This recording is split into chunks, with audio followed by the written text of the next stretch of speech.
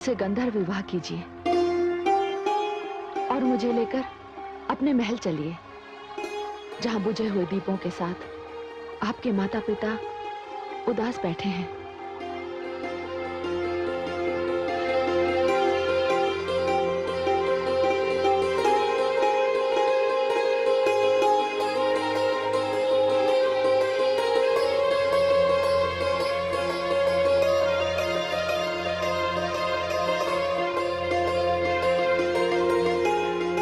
राजकुमारी तुलसी, आपका हाथ जब से इस हाथ में आया है, मैं अपने अंदर एक नई स्फूर्ति, नया साहस, एक नया संकल्प पा रहा हूं। चलिए, मैं आपको अपने माता पिता के पास ले चलता हूं, जहां वे दोनों तथा पिता का वचन मेरी प्रतीक्षा कर रहे हैं। चलिए स्वामी, मुझे अपने संसार में ले चलिए। और आपके माता पिता? स्वामी, कन्या जब पति के घर की ओर चल देती है तो उसके पिछले सारे बंधन, सारे नाते समाप्त हो जाते हैं। अब जो मार्ग आपका है वही मार्ग मेरा है स्वामी।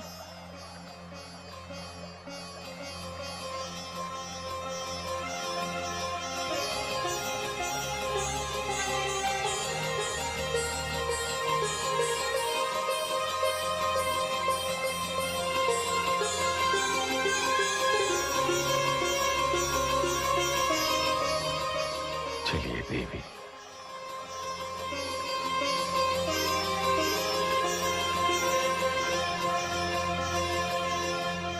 गुरुदेव। शंखचूड़ पुत्र। प्रणाम गुरुदेव। आयुष्मान भव पुत्र। इनके चरण छूकर आशीर्वाद लीजिए। ये हमारे कुलगुरु शुक्राचार्य हैं। प्रणाम है गुरुदेव। आयुष्मती भव पुत्री। आप मुझे सौभाग्यवती होने का आशीर्वाद दीजिए गुरुदेव। मैं समझा नहीं। अपना परिचय दो पुत्री। मैं महाराज धर्मध्वज की कन्या तुलसी हूं। क्या? महाराज धर्मध्वज? वे तो विष्णु भक्त हैं। वे हमारे विरोधी हैं। किंतु है गुरुदेव, इसके उपरांत भी राजकुमारी तुलसी ने मुझसे विवाह करने का निर्णय किया है। ये अपने पिता की इच्छा के विरुद्ध स्वयं यहां मेरे साथ आई है। हाँ गुरुदेव, ये सत्य कह रहे हैं। यदि दानव कुल ने भी मुझे स्वीकार नहीं किया तो मेरे समक्ष आत्महत्या के अतिरिक्त और कोई मार्ग नहीं बचेगा। और इनसे विवाह करने के लिए स्वयं आदि प्रजापति ब्रह्मा जी ने मुझसे वचन लिया है। बस पुत्री, इससे अधिक मुझे और कुछ नहीं सुनना है। यदि आदि प्रजापति ब्रह्मा जी की यह इच्छा है तो मैं उनकी इच्छा में बाधा नहीं बनना चाहता। राजकुमार शंखचूड़, चलिए। दानव लोक की परंपरा के अनुसार आपका विवाह होगा। गुरुदेव, विवाह से पहले मैं सिंहासन के सामने वो प्रतिज्ञा करना चाहता हूं जिसे करने से पहले मैं दानव सभा छोड़कर चला गया था। और इसकी प्रेरणा भी मुझे स्वयं राजकुमारी तुलसी ने दी है। इसलिए सर्वप्रथम मैं वो अधूरी प्रतिज्ञा पूरी करूंगा। चलो पुत्र, आज तो महाराज दंभ के लिए बहुत प्रसन्नता का दिन है। आज उन्हें दानवों का राजा प्राप्त हो रहा है। आज उन्हें दानव कुल वधू प्राप्त हो रही है। आज का दिन बड़ा शुभ है। आओ पुत्र।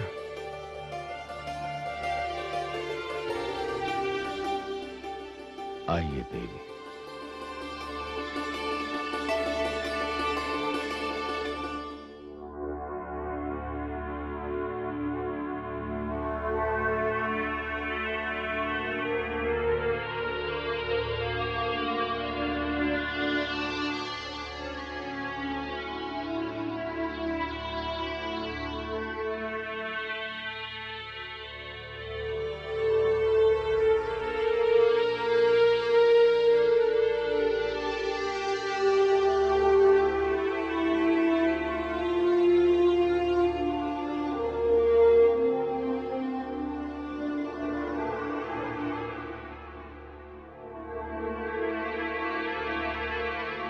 पिताश्री। पुत्र, पुत्र शंखचूड़, तुम आ गए पुत्र। नहीं पुत्र, मेरे गले लग जाओ, मेरे गले लग जाओ पुत्र। किंतु मैं अकेला नहीं पिताश्री, राजमहल में मेरे साथ राजकुमारी तुलसी भी आई है। राजकुमारी तुलसी? जी पिताश्री, महाराज धर्मध्वज की पुत्री राजकुमारी तुलसी। हम दोनों ने गंधर्व विवाह करने का निर्णय कर लिया है। क्या? हाँ पिताश्री, और इसके लिए मैंने कुलगुरु शुक्राचार्य से अनुमति ले ली है और उनका आशीर्वाद भी प्राप्त कर लिया है। आपका आशीर्वाद लेने के लिए आया हूं।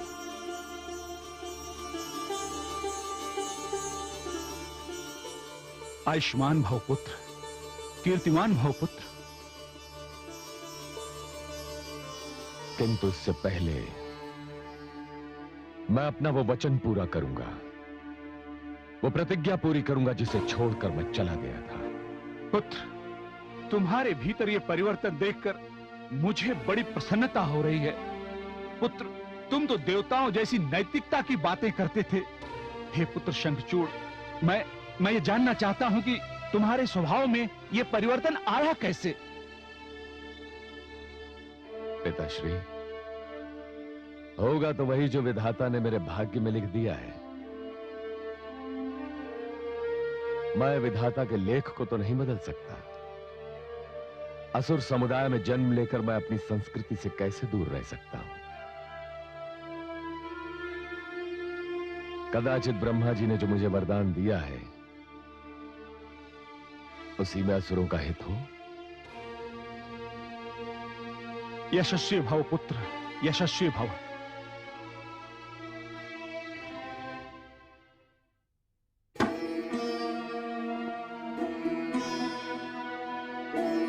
आदरणीय गुरुदेव, पिताश्री एवं समस्त सभासदों, मैं शंखचूड़ आप सबके समक्ष ये प्रतिज्ञा करता हूं कि पूरी सृष्टि पर दानव राज की स्थापना करूंगा। मानव लोक, यक्षलोक, गंधर्व लोक, देवलोक और ऐसा कोई भी लोक जो इस सृष्टि में है, उस पर दानव लोक की सत्ता स्थापित करूंगा। राजकुमार शंखचूड़ की नहीं सभासदों, नहीं, आप सब हमारे साथ बोलिए। दानवराज शंखचूड़ की, दानवराज शंखचूड़ की। आज से शंखचूड़ इस सिंहासन के उत्तराधिकारी होंगे।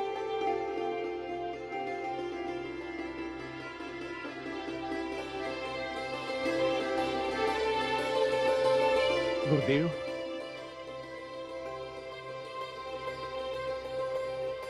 अवश्य पुत्र।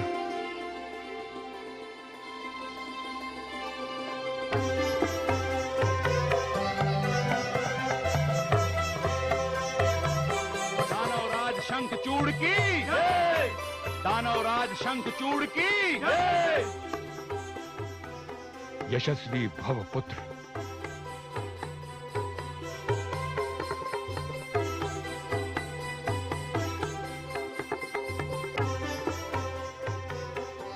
कीर्तिमान भव पुत्र।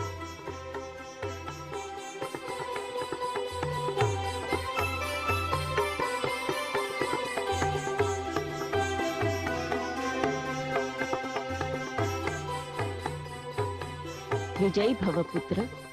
अब आप विधिवत दानव लोक के महाराज हो गए, किंतु एक आवश्यक विधि और पूरी करनी है, और वो विधि है दानवराज शंखचूड़ तथा राजकुमारी तुलसी की उनकी समस्त कामनाएं पूर्ण हो।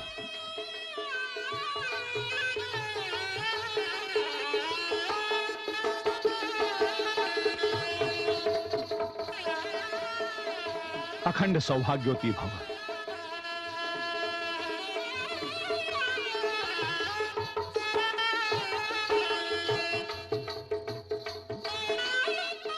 शतपुत्रवती भव।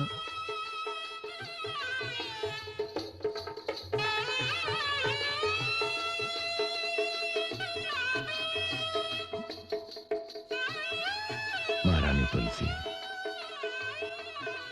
आप दानव कुल की पुत्र वधू हो गई हैं। अब तो आप प्रसन्न हैं? हाँ स्वामी, मेरा आंचल प्रसन्नता से भर गया है, किंतु ऐसा प्रतीत होता है कि अपने माता पिता का आशीर्वाद कभी प्राप्त नहीं कर पाऊंगी।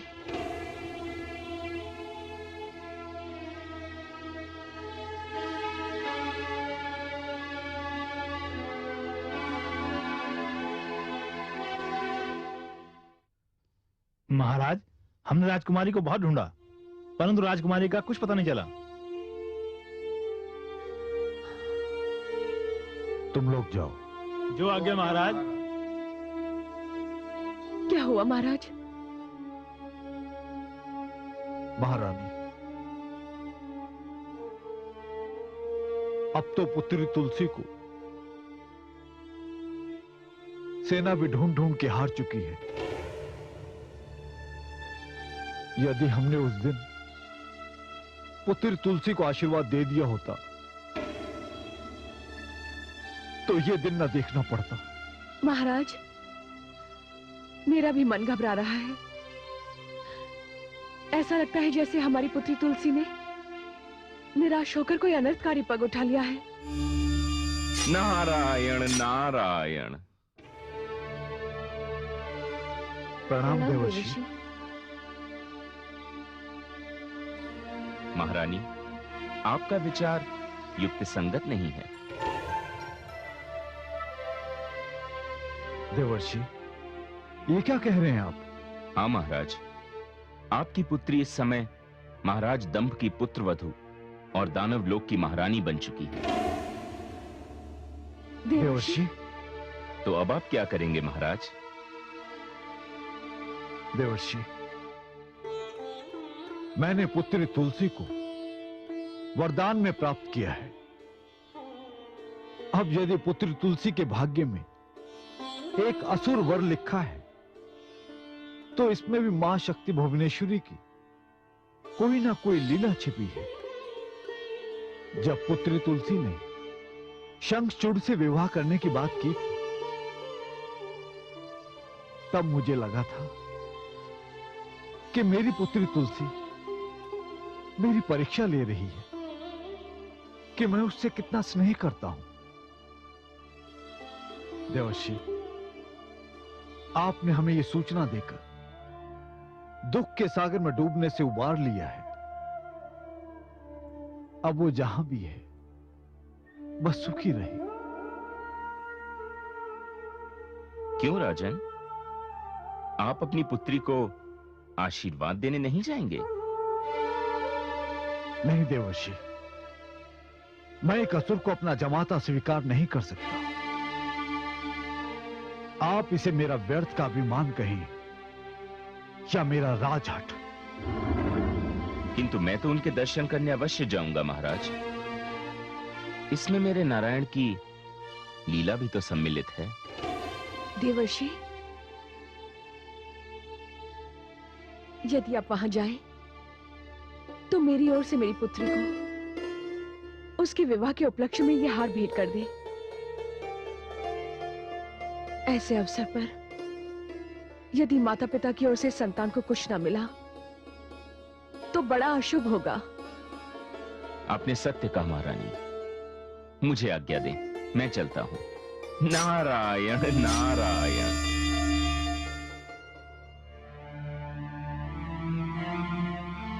महाराज, पता नहीं आप मेरे इस व्यवहार से प्रसन्न हैं या नहीं, किंतु मैं जानती हूं माता पिता को संतान के सुखी जीवन के लिए प्रार्थना करनी चाहिए, और यदि अपने सुख के लिए संतान ने कोई निर्णय लिया है तो उसका विरोध नहीं करना चाहिए। महारानी, कदाचित आप सत्य कह रही हैं। संतान के सुख में माता पिता को भी अपने सुख का अनुभव करना चाहिए।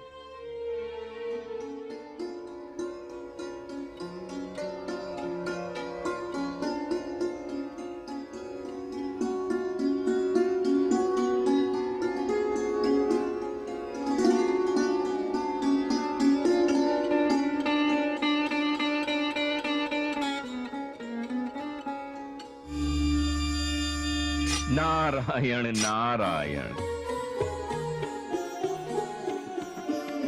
प्रणाम हे देवाशी। मैं धन्य हो गई कि आप जैसे व्यक्ति मुझे बधाई देने आए हैं। माते, मेरा और आपका संबंध ही ऐसा है। देवाशी, मेरे पिता भी मुझे ऐसे ही संबोधित करते हैं, किंतु इसका अर्थ कभी समझ नहीं पाई। देवी, उचित समय आने पर आप इसका अर्थ समझ जाएंगी। सर्वप्रथम तो आप ये भेंट स्वीकार करें जो मैं आपकी माताश्री की ओर से लेकर आया हूं। ये भेंट माताश्री ने भेजी है। इसका अर्थ यह हुआ कि उन्हें मेरे विवाह की सूचना मिल गई। हाँ देवी, मैंने ही उन्हें यह सूचना दी है। देवी, मेरे पास समय कम है। इससे पूर्व के दानवराज शंखचूड़ यहां पधारे, मैं आपसे एक निवेदन करना चाहता हूं। आज्ञा दीजिए देवर्षि। देवी, कदाचित आप नहीं जानती कि आज से आने वाले 6 मास आपके पति के लिए अत्यंत कष्टदायक हैं।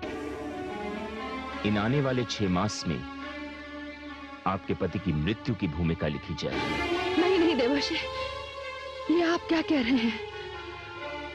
मैंने आपका क्या बिगाड़ा है जो ऐसे शुभ अवसर पर आप ऐसे अशुभ बात कर रहे हैं? देवी, ये शुभ अवसर अशुभ न हो जाए, इसीलिए तो मैं यहां आया हूं। आज से आने वाले 6 मास तक आपको अपने पति के कल्याण के लिए व्रत करना होगा। 6 मास पश्चात शुक्ल पक्ष की पूर्णिमा के दिन आपको ये व्रत समाप्त करना है। उसके पश्चात आपके पति दानवराज शंखचूड़ सदा के लिए अमर हो जाएंगे।